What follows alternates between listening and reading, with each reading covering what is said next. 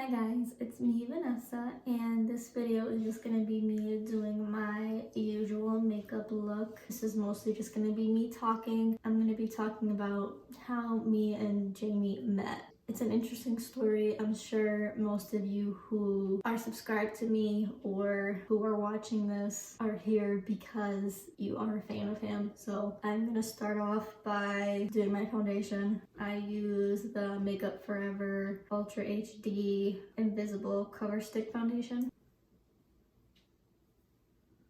And then I'm also going to use the Juvia's Place I Am Magic Velvety Matte Foundation. I'm going to put it on my beauty blender. This one by itself, it's too light for me, and I don't want to go to Ulta to return it. So I'm just going to mix the two together. But yeah, so I'm sure you guys know that I was a huge fan of the band Hot Shell Ray. I'll insert some photos from when I was a fan. I was very young. I went to a Emily Osment concert. I had never heard of them, but I loved Emily Osment from the Hannah Montana show. My best friend at the time, Maya, she told me about Emily Osment having a concert, and I was like, oh my god, I need to go. So we went, and Hot Shell Ray opened up for her. As soon as they come on, we were like, who are they? And we ran up to the front of the stage, and we fell in love with them instantly. And after the show, we came up to, they were having a meet and greet, so we went up and we met them twice. We bought their CD, we bought their merch, and we fell in love with them. And on the way home from the concert, we listened to the whole album, and we were instant fans from the first time we saw them play. From that day forward, we saw them play every single time that they ever came to Boston. So yeah, we were huge fans from day one, and that was like more than 10 years ago, because this was back from the Lovesick Electric days. So I'm sure you Hot Shell Ray fans will know what I'm talking about. I'm an OG fan. Yeah, so I saw them play with her. I fell in love with them, and I went to every single show. I saw them play when they went to Six Flags. I didn't even go to the park to go on any rides. I only went to Six Flags just to see them play, which is ridiculous because Six Flags is so much money, and I only went just to see them play. I went straight for the venue portion of the park. I waited in line, and me and Maya were always one of the first people in line. Like, we went hours before the show started just so we could be one of the first ones. And it's funny because whenever you go to concerts that a lot of little girls go to, girls always go running towards the stage, and the security people are always like, no running, but we're always gonna run. And we would run towards the stage because that's how fangirls always are, and I was definitely one of those fangirls. And then we would always wait after the show and meet them. I would even wait after Six Flags and meet them. I don't have those pictures, but I know we did take pictures, and I do have all the old merch. I have the original blue shirt with the heart and the thunderbolt through it, the pink shirt that says Beautiful Freak on it, a guitar pick, signed posters, I have signed CDs, I have a drumstick. But all of this was while I was a fan. I didn't get any of this once me and Jamie got together. While I was working at Aeropostale, I would hear them over the speaker playing while I was working, and then I saw them at a show that same day at Paradise Rock Club, and then I met them afterwards. And a couple of months later, that's when Jamie reached out to me, and that's where it all started. So he reached out to me on Facebook, but let me step back a minute. As a huge fan, they let us all add them on Facebook. I don't know, this wasn't their like official Facebook pages, but they made Facebook pages for fans to add them. So I added all of them on Facebook. Nash, Ian, Ryan, and Jamie, I added all of them on Facebook. You know, as you get older, you lose interest a little bit. So as I got older, I lost interest in the band a little bit. I'll admit it. I wasn't as huge of a fan anymore, but I still loved the music. I went to the show a couple months earlier, but I didn't pay attention to the Facebook page as much anymore. So a couple months later, after going to the show, I had forgotten that I was friends with them on Facebook. I got a message from Jamie on Facebook, and he messaged me, and he was like, hey. I was like, who? Jamie Follese? And I knew who he was. I knew that he was from Hot Shell Ray, and I was confused, and I was like, hey, I responded back, and we were talking for a little bit, and I wasn't sure if it was actually him. I didn't want to get catfished because at this point I was a huge fan of the show Catfish on MTV. I had watched it a lot, and I was like, I am not gonna get catfished. Like, there's no way I am gonna allow somebody to get me. And so we were talking for a while, and I was like, are you the real Jamie? And he was like, yeah, I am. Let me prove it to you. And he gave me his phone number, so we were texting, and I told him, like, you need to prove it to me. So I made him, like, send me pictures. I was like, go like this, go like this. I made him send me all these pictures in different poses, but I still didn't believe him. I was like, you could probably Google those pictures of him because you don't know what pictures of him are out there. Like, I know some of you guys found pictures of him from years ago, so you never know what's out there. So I was like, I want you to mention me on your official Twitter, and he did it. So I knew it was him, and I was like, whoa, he is the real deal. From then on, I knew it was him. The rest is history. We started talking, and I was truly blown away. I was like, wow, it's him. He reached out to me, and we were talking. We started talking every day. We started FaceTiming, but we started off on Skype.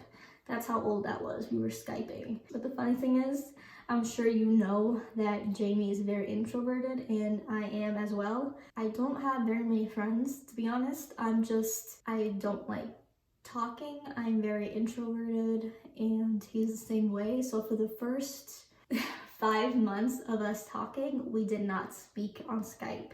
We typed the entire time, which obviously on Skype you can talk, but we were muted and we typed the entire time. That's just how we were. And for the first 6 months or 5 months, we were just typing. Right before we met in person, we decided to speak, which is funny. So we never heard our voices, but that shows how we are. But that's how I know we were a perfect match, because we were both so shy and introverted. We didn't feel comfortable enough, or that's just how we were, our personalities, that we didn't want to speak.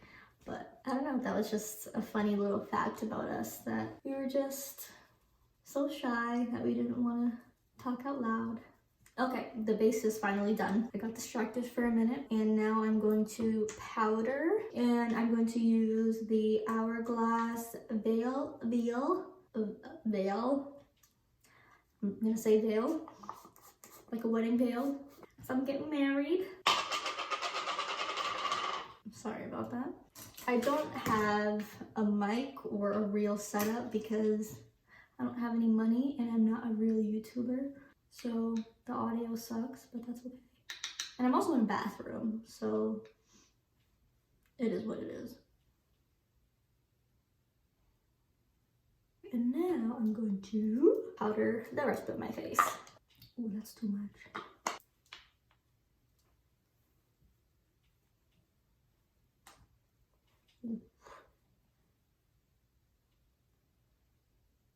Okay, now that my face is all powdered, I'm going to go on to contour. And for contour, I use the Wet n Wild Mega Glow contouring palette. It's very dirty, and clearly I use it a lot. I use all very inexpensive products. And then I'm going to buff it out with this brush.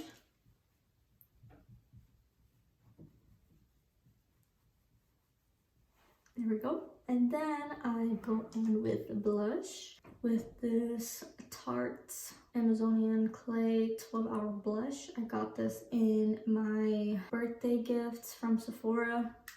I love it.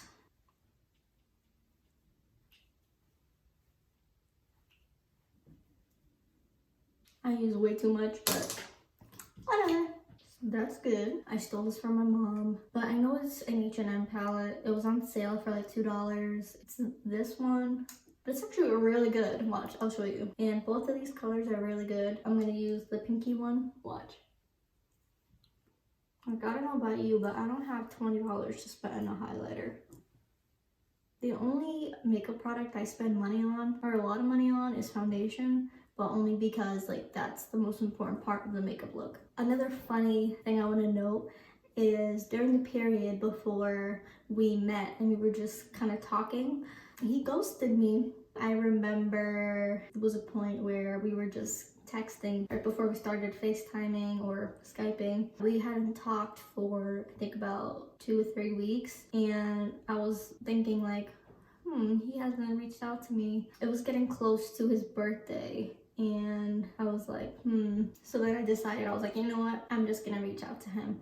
So I texted him and I was like, hey, I hope you're doing well. I hope you have a happy birthday. I don't remember exactly what I said, but I said something like that. So I reached out to him, and that's what got us talking again. So I'm glad that I reached out to him again, because who knows if he had ever reached out to me again, that we would have ended up together. So I still remember he ghosted me. So to all you ladies out there, if a guy that you like or that you're interested in ghosts you, don't be afraid to reach out to him, because who knows what could happen. You might end up getting together and getting engaged to him. So who knows? That's our story. I was a huge fan. He ended up reaching out to me on Facebook. We ended up talking. He ghosted me. Then I reached out to him, and then we ended up talking again.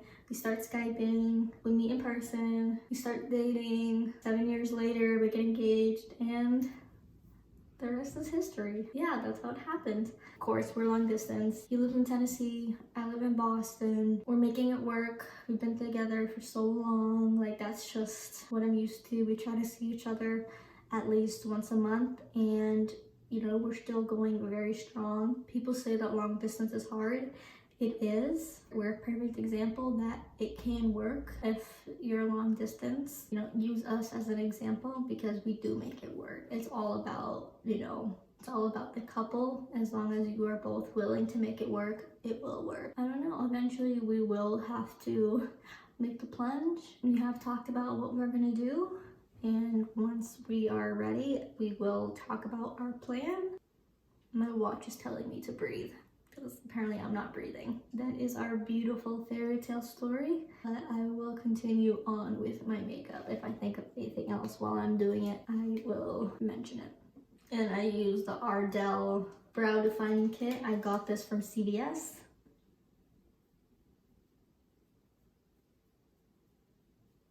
My brows are good for now. I've been using this mascara, the Lancome, can't pronounce that.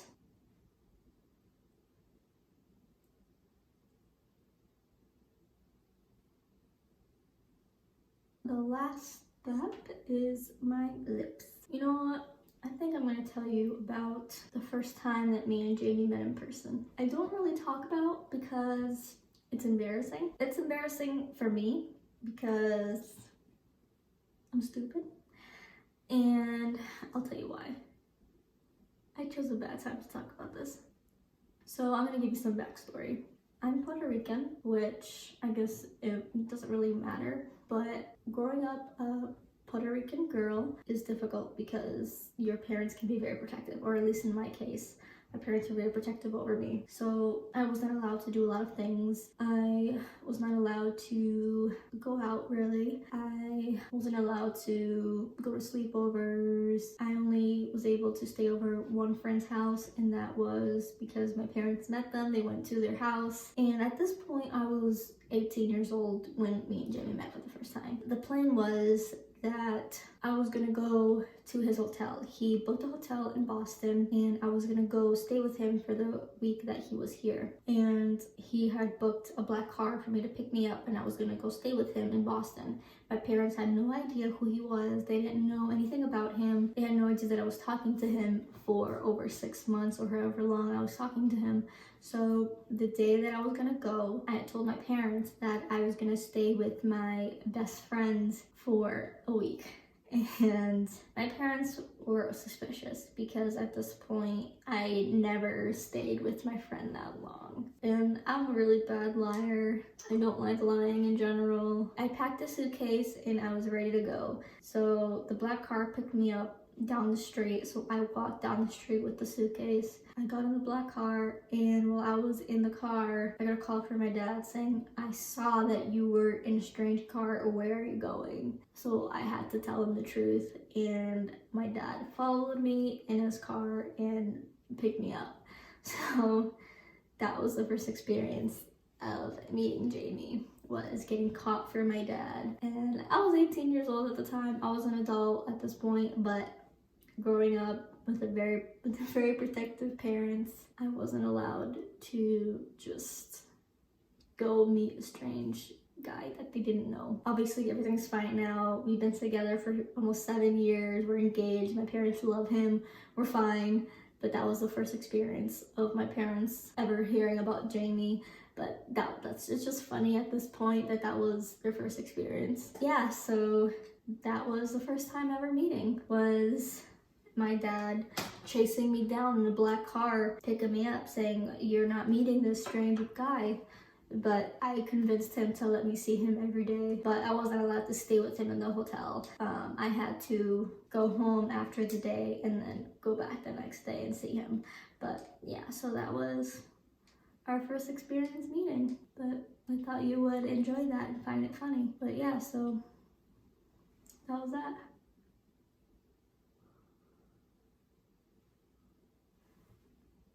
Alright, I just messed that up, but the point of this video wasn't to do my makeup, it was to talk about me and Jamie, so that's fine. Ignore this side of my lip. But yeah, so I hope you enjoyed this video, and I hope that you enjoyed my stories about me and Jamie. And if you have any other questions, I can answer in a future video. Comment them down below. Wherever you feel like asking them, I will make a video. Thank you for watching. I will see you next time.